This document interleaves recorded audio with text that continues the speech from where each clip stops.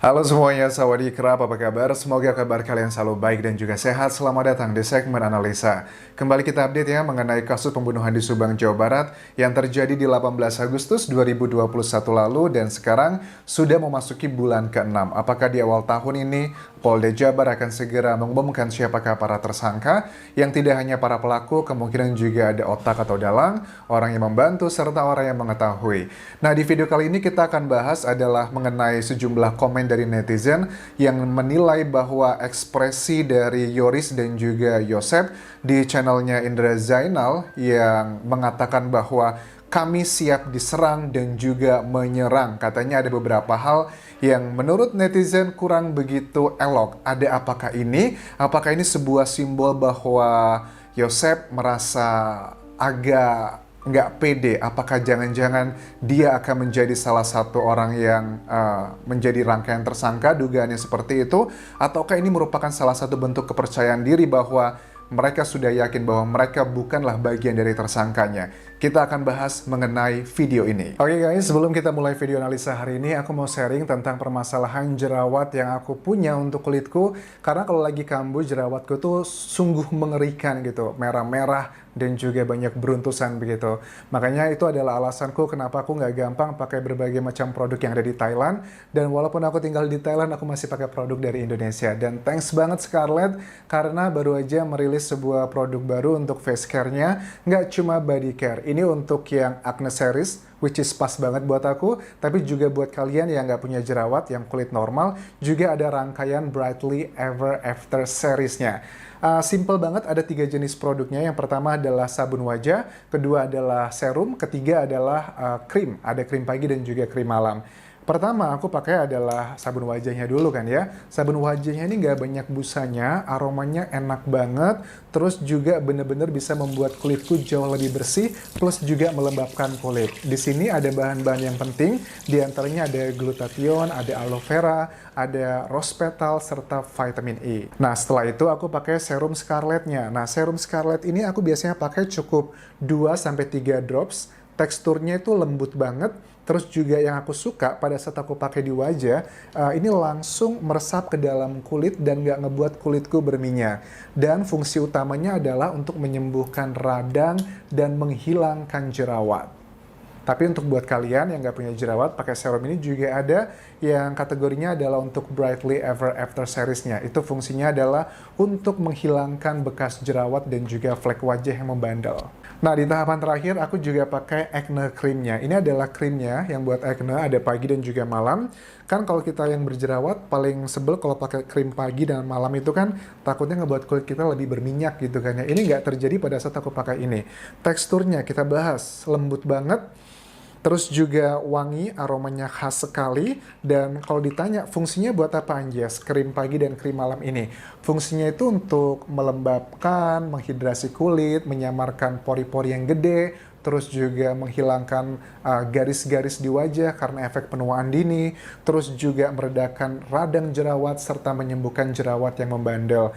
Nah, kalau buat kalian yang nggak punya jerawat, pakai krim ini juga, pakai aja yang Brightly Ever After Care-nya. Itu fungsinya untuk meningkatkan kelembaban dan elastisitas kulit, terus juga memudahkan menghilangkan bekas jerawat, serta juga menyamarkan pori-pori dan garis halus wajah, dan juga mengencangkan kulit. Ini perbandingan foto antara aku sebelum pakai dan sesudah pakai, hasilnya sangat nyata. Nah, kalau kalian mau beli produk-produk ini, harga satuannya itu Rp75.000 aja, sudah terdaftar di BPOM, terus juga non-tested animal, dan yang paling terpenting, ini aman karena non-mercury and hydroquinone. Dan aku biasanya beli lewat Instagramnya Scarlett, atau mau lewat platform lainnya bisa cek di kolom deskripsi ini. Kalau aku lihat dari sejumlah komentar netizen di sini menyatakan bahwa wah ini kayaknya Yosep ini ada apa nih, kok ekspresinya begitu marah-marah banget, begitu menggebu-gebu. Adalah hal yang wajar kalau bagi aku pribadi, siapapun itu ya, baik itu Yosep, Yoris, Danu, Bu Mimin, dan semuanya, selama 5 bulan kurang lebih mereka mendapatkan atensi dari masyarakat, ya sisi positifnya mereka terkenal. Tapi sisi lainnya juga kita nggak tahu keadaan psikologi mereka. Apa sih bagian mana Anjas yang membuat netizen itu membuat pro dan kontra? Ada yang mengatakan bahwa kenapa Yosep mengeluarkan statement seperti ini? Ya, karena ngerasa bahwa dia sudah jenuh selama ini menjadi kambing hitam. Menurut dia seperti itu. Atau bagi yang lain juga berpikir ini mungkin salah satu simbol bahwa dia merasa sudah tidak percaya diri bahwa ada kemungkinan dia akan menjadi salah satu bagian tersangka. Ini adalah pro dan kontra yang terjadi di masyarakat. Coba kita simak dulu apa yang dikatakan Yosep, kenapa kok ini membuat sebagian netizen merasa ada yang pro dan juga kontra. Ya, itu aja ya. Saya tidak akan takut sampai dimanapun.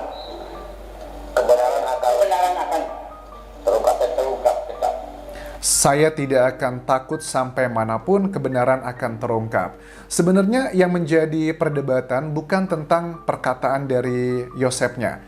Wajar aja siapapun saksi yang sering dibahas, apalagi juga Yosep merupakan salah satu saksi yang diperiksa paling banyak, kalau nggak salah 16 kali atau 15 kali, dan saksi lainnya pun seperti Danu juga sama belasan kali, mungkin bedanya hanya satu atau dua, begitupun juga Yoris dan juga Ibu Mimin.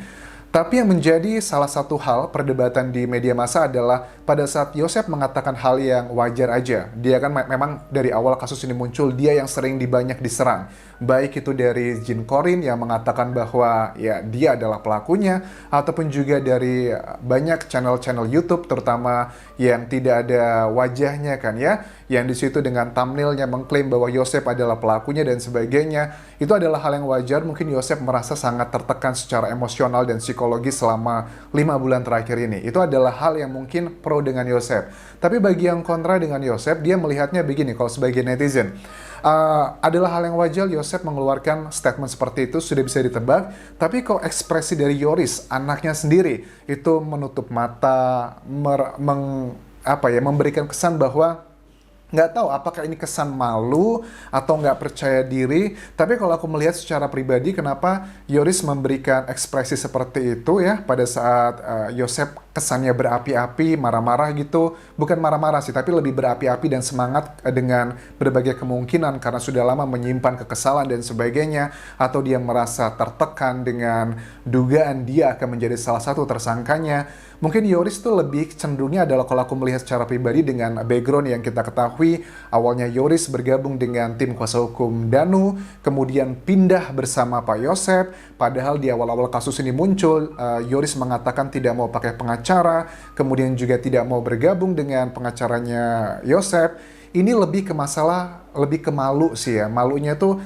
karena tekanan batin. Tapi yang menariknya begini, kalau menurut aku pribadi ya, terlepas pro dan kontra di luar sana.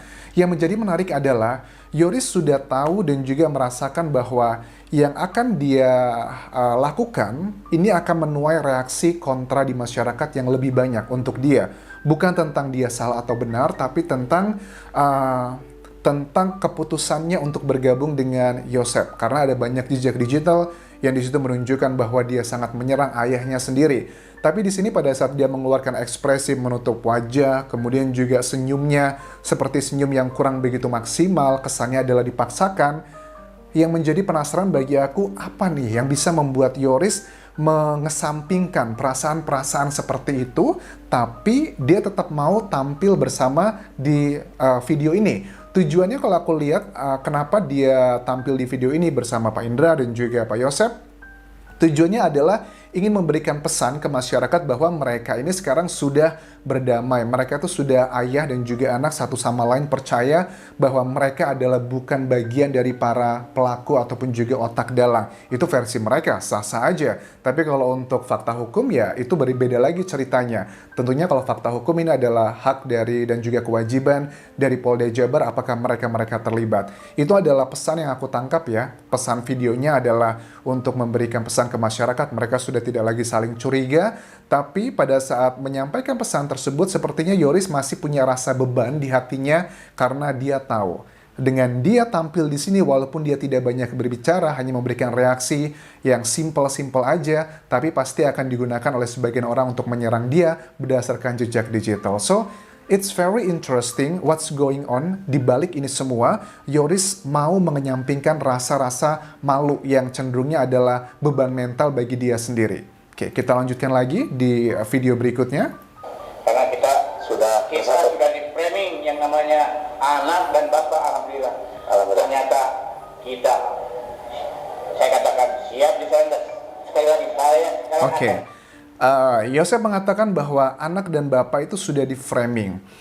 Ada yang pro, ada yang kontra. Let me explain. Maksudnya apa pro dan kontra? Framing mungkin saja benar, kemungkinannya adalah misalkan kita ketahui sebenarnya mereka berdua ini secara hubungan keluarga antara anak dan juga ayah memang tidak bisa ditutup mata dengan data-data yang ada di media massa. Mereka tidak punya hubungan yang baik karena Pak Yosef punya istri kedua dan juga ada hal-hal yang tidak begitu harmonis dalam keluarganya, itu sudah ada. Nah, framing jika klaimnya Yosef ini adalah benar, mungkin saja make sense-nya adalah karena mereka punya permasalahan pribadi, lantas ini menjadi salah satu excuse dan juga mengaburkan permasalahan sebenarnya. Itu bagi orang yang pro dengan mereka, itu bisa dibilang adalah sebagai framing. Tapi bagi yang kontra dengan mereka, mereka akan menilai, apa jangan-jangan ini antara ayah dan juga anak mereka bekerja sama begitu. Tapi secara logika, tapi sekali lagi ya bahwa kasus hukum seperti Profesor Adrianus mengatakan, hukum itu atau kejahatan terutama maksudku, itu tidak selalu berhubungan dengan logika. Ada hal-hal yang kita pikir tidak masuk akal, tapi ternyata itulah menjadi alasannya. Dan secara suka tidak suka, kalau kita melihat dari jejak digital, untuk Yoris dari jejak-jejak yang cukup memberatkan dia, itu belum aku temukan. Misalnya jejak DNA, jejak sidik jari, atau digital lainnya tidak ada. Kalau untuk Yosef, memang apakah ada jejak yang memberatkan? Seperti aku selalu bilang, bagi aku pribadi, jejak yang masih cukup memberatkan bagi Yosef adalah mengenai bercak noda merah yang ada di bajunya. Oke. Tentunya ini bukan bagian aku untuk menjustifikasi apakah bercak tersebut berasal dari senjata yang dipakai untuk menghabisi kedua korban, ataukah benar seperti klaim dari Yosef di sejumlah media massa bahwa noda merah tersebut berasal dari air yang berasal dari bak mandi yang dijadikan tempat untuk membersihkan kedua korban. Itu bukan bagian aku, itu sudah ada jawabannya, harusnya adalah di tim penyidik yang bisa diteliti melalui ya ilmu pengetahuan ya, jejak forensik, ataupun juga ya mereka sudah tahu lah bagaimana cara mengecek sumber bercak merah tersebut atau noda merah tersebut. Oke, tapi memang Yoris belum ada. Terus juga Yosef ada yang memberatkan, itu adalah yang pertama yang selalu aku bahas dari awal, tapi kita nggak tahu apakah ini bisa cukup kuat menjadikannya sebagai salah satu alat bukti atau tidak. Itu adalah hak dan juga kewajiban dari tim penyidik. Sementara untuk hal yang lainnya adalah mengenai ekspresi. Di awal-awal kasus ini muncul, memang kita nggak bisa menutup mata ya bahwa ekspresi Yosef itu dinilai oleh banyak masyarakat Indonesia kurang begitu wajar melihat istri dan juga anaknya tidak ada lagi dieksekusi dengan cara yang sangat sedih, sangat menyakitkan, tapi ekspresinya dinilainya terlalu santai, terlalu tegar. Itu adalah hal yang subjektif. Tapi kalau aku melihat dari sisi pandang aku pribadi ya memang itu sih cukup memberatkan ya. Itu adalah lebih ke psychological view-nya aja. Kalau seandainya Yosef pada saat menemukan kedua keluarga tercintanya tersebut meninggal dengan kondisi mengenaskan, Yosef nangis-nangis atau pingsan atau yang lebih dramatis, mungkin efek seperti itu, efek yang kontra dengan dia itu akan jauh lebih sedikit di awal-awal kasus ini muncul. Tapi karena efeknya terlihat tegar, begitupun juga dengan Yoris, kalau kita cek jejak digital, kalau mereka nangis emosional, itu pasti orang Indonesia pada umumnya akan lebih tersentuh begitu. Apakah ini fakta hukum atau bukan? Tentunya tidak dong. Ini hanyalah sebagai ya secara psychological aja. Tapi sekali lagi, aku harap opini publik dengan fakta hukum tidak lebih menguatkan adalah fakta hukum. Karena kalau opini publik kan ada banyak sekali distorsinya dan kita nggak bisa menjadikan itu sebagai acuan hukum ya. Dan kita berharap Polda Jabar segera untuk umumkan siapakah para tersangkanya. Karena 7 ahli sudah diterjunkan, 69 saksi sudah diperiksa, kemudian juga sudah ratusan kali dilakukan pemeriksaan ke 69 saksi, masa sih tidak menghasilkan sesuatu hal yang bisa mengarah ke para tersangka. Kita nantikan bagaimana keprofesionalitasan dari tim penyidik Polda Jabar. Terima kasih sudah menonton video kali ini dan sampai ketemu lagi di video berikutnya. Tinggalkan komentar kalian, tinggalkan like kalian, dan juga follow Instagramku di Anjas di Thailand serta subscribe channel YouTube ini. Kopun kerap semuanya. Bye-bye.